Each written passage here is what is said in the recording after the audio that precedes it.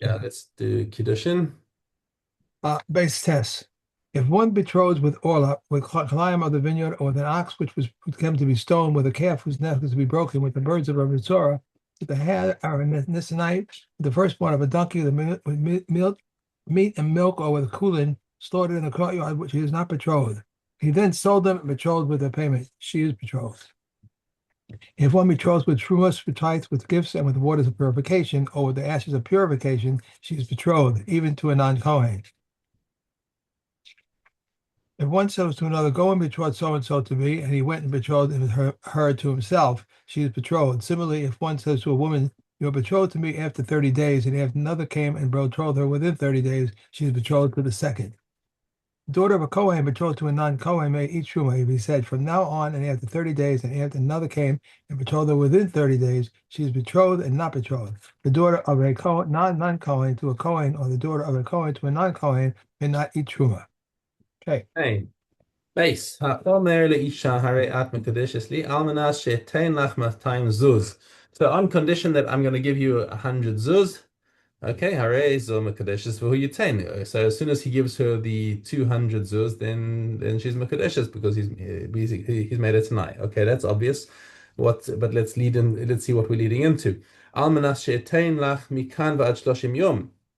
So if he gives her nasa, if he says on condition that I will give you 100 zuz within 30 days, nasan la bezoch shloshim mekudeshes. Then if he does it within 30 days, then it's a valid kiddushin, and if not, ain't mekudeshes. Almanas sheyesh li masayim zuz. If it's just on condition that I have 200 zuz, um, then and all that she wants to know is that he's rich enough to marry him. Hare zo mekadeshes v'yesh lo. She is married to him as long as he actually does have.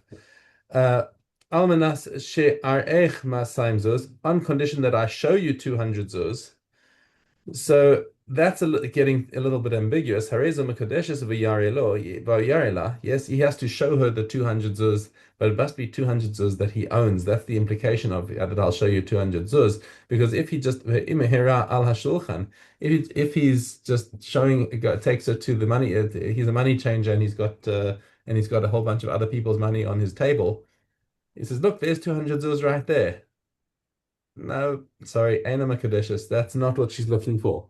She wants to know that it's his. Okay. And the same thing goes in Mishnah Gimel. Almanashi Yeshli base core afar on condition that I have a base core enough land to sow a core of seeds. Hareza Makadishis v'yeshlo. She is married to him if he indeed does have such a piece of land. Almanas Yeshli b'makom ploni. If he says I've got it in such and such a place, im yesh lo also makom makadishis, im lav ein makadishis. Again, these are just conditions. This is really obvious stuff. Almanas she'arech beis kor afar, but here's the crux of the Mishnah. If he says, "I'll show you a piece of land of base core," okay, Harei zo mekadeshes v'yarena. Okay, he's got to show her his piece of land that's that size. V'imhera b'bikah eina mekadeshes. But if he just takes it to a valley and says, "Look, that's a base core of land over there," no, I didn't marry you on condition that you're a tour guide. Right? It's got to be your land. Okay, so that's what the Mishnah is coming to teach us. Mishnah Daled. Rabbi Meir Omer Kol Tanai She'enu Ketanai B'nai Gad B'nai Ruvain Eno Tanai. Okay, so we just read it in the last week's parsha about the condition of B'nai Gad and B'nai Ruvain. Now, what's the stuff of the over here? Is that what does Moshe say to the people? What is he when he explains the Tanai of Bnei Gad and Bnei Reuven? He says to them, if they will come across and fight with you and stay with you until the end of the war, then they will have their inheritance on the other side of the Yarden, and if not, then they'll have their inheritance on this side of the Yarden. Okay, so both sides of the if are stipulated, and if in programming terms, if then else. You've got both sides stipulated. And Rabbi Meir says, any Tanai, she'enuk Tanai b'nei Gad b'nei Ruvain, ain't Tanai. The Tanai is as if it's not even there, and therefore we treat when he says it is the Tanai is batal, which means that the whole statement is actually true because once if you say Harayat Mekudeshes li al Tanai da da da da da da, we just erase the part al Tanai and we're just left with al Tanai Harayat Mekudeshes li finished. So that's right the way Rabbi Meir reads it. Shnimar vayom Moshe alehem im yavru b'nei Gad b'nei Ruvain, etc. So it comes with the whole all the psukim that I just sort of said outside. And then the other side of it is if they don't come across armed. Rabbi Hanani ben Gamliel omer, tzarich haya hadavar lo. No, says Rabbi Hanani ben Gamliel. In the context of Bnei Gad and Bnei Ruvain, Moshe had to say both sides of the stipulation because she imale kain yesh b'mashma she'afilu be'eretz Canaan lo yinchalu, because there was a third option that they weren't going to get any Yerusha if they didn't keep their word. So it wasn't necessarily that they were going to get you couldn't have assumed that they were going to receive their nachla on the other side if they didn't keep their word. Maybe they were going to forfeit everything. So that's why it had to be stated there, and that's why. So he's saying, if I show you, if I give you 100, if I give you 100 zuz, okay. So there's an obvious other side to that is that if I don't give you the 100 zuz, you're not mekudeshes. And that's the way everyone else reads the Tanai. Whereas Rabbi Meir is saying, no, you need to have the Tanai. If I give you 100 zuz, then you're married, and if I don't give you 100 zuz, you're not married. Okay, and everyone else is saying you don't need to do that. It's obvious. Okay, and that is the halacha is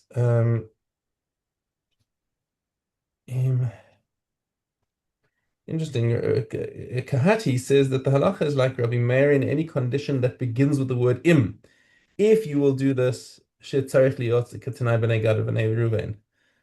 But one who says is tanai b'lashon almanas. If you say on condition that, then there's no need for a double condition because on condition that automatically implies that that the other side is a negative.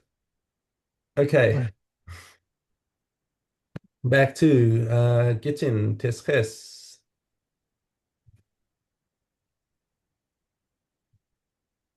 Okay. I get in Tet. A get whose writing is in Hebrew and his witnesses are in Greek and his witnesses are in Hebrew, one witness in Hebrew, one witness in Greek, or one which has the writing of the scribe and a witness is valid. A signature which reads so and so witness is valid. One which reads son of so and so witness is valid. If he wrote so and so the son of so and he did not write witness, it is valid, and this is what the Purimided of Yerushalayim used to do.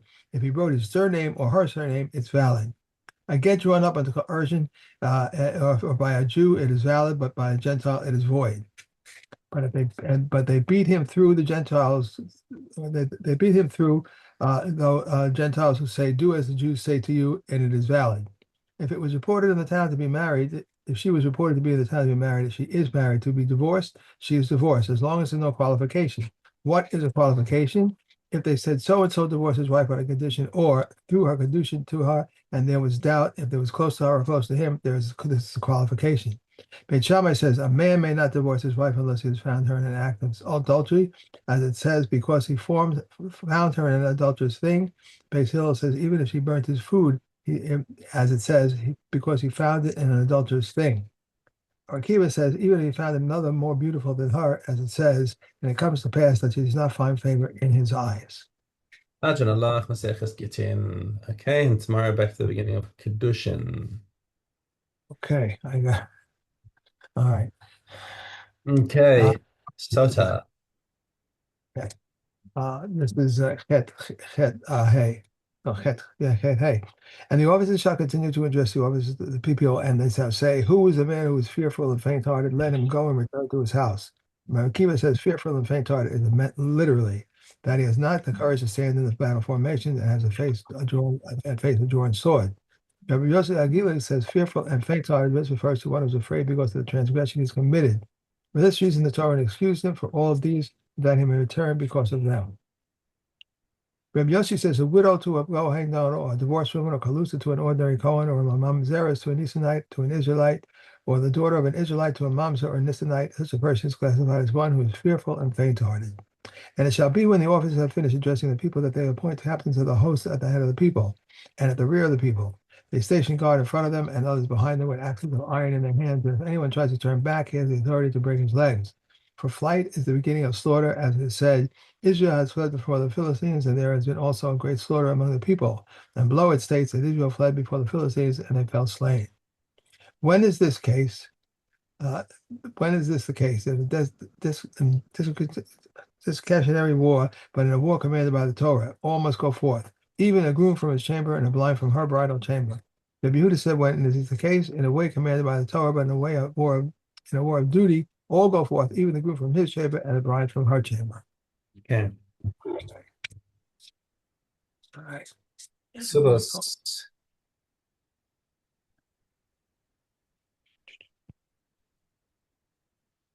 Okay.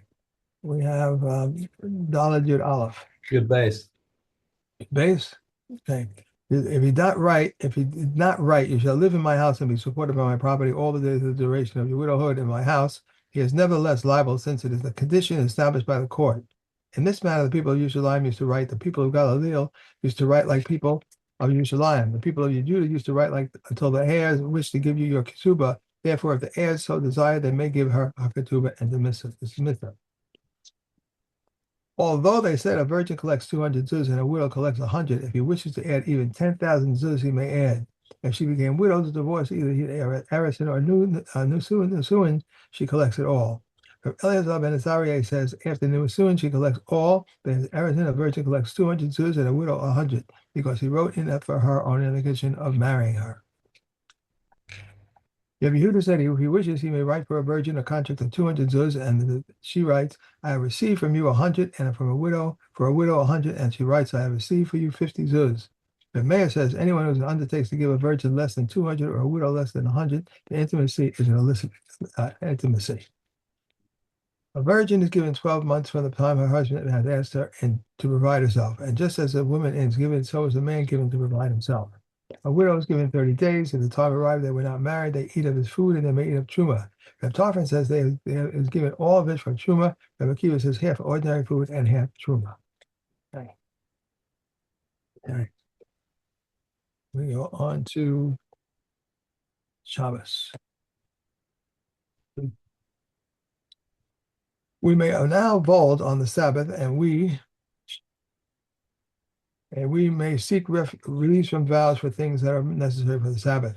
We may stop up a window, we may measure a patch or a mikvah, and an incident occurred in the days of Reb Tzadok's father and the days of Rabbi Shaul ben Batnis, that they stopped up the window with an earthenware jug, and tied a cup with a rush to ascertain whether a vat had an aperture of a handbreadth or not. And from their words we learn that we may stop up, measure, and tie up on the Sabbath. Hadron Alak. Hadron Alak, Maseches Shabbos. Okay, Erevin.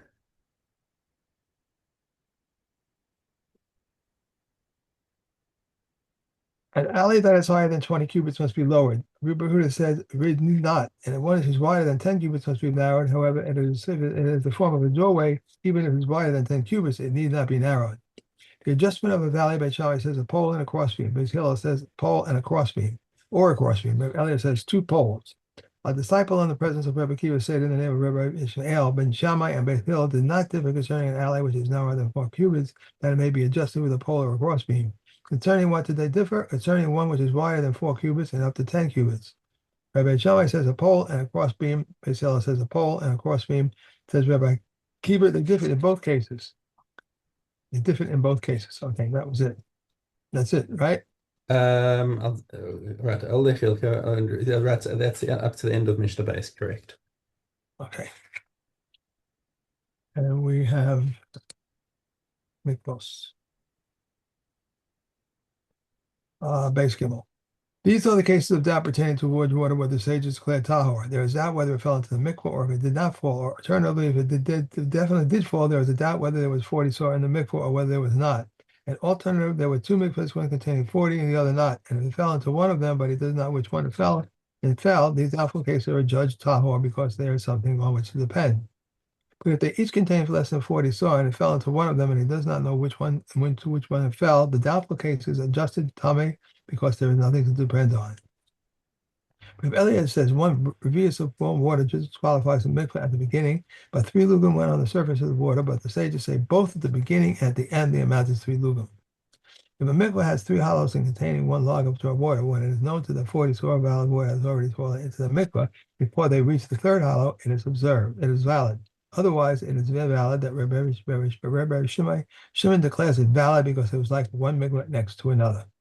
Yeah. Okay. Mm. And we cooling.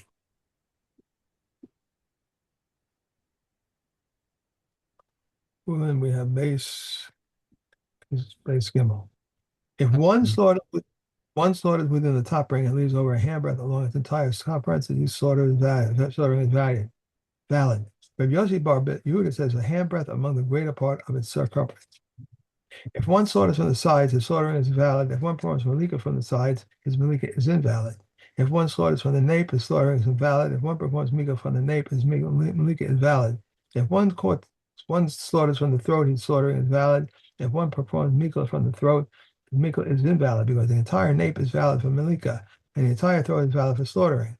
Thus, what is valid for slaughtering is invalid for malika, and what is valid for malika is not valid for slaughtering. What is fit for turtle doves? It's unfit for young pigeons, and what is fit for young pigeons is unfit for turtle doves. The beginning of the yellowing in both are unfit. Okay, What that's is valid? we're done. What did you ever go to a slaughtering? Did you ever go to a shkita? I have never been to a shechita, no, and have no desire. It's not on my bucket list. Thank you. I prefer not to see what how my meat gets to me. I don't think I can take that. No. But one time when we were in Spain, we went to a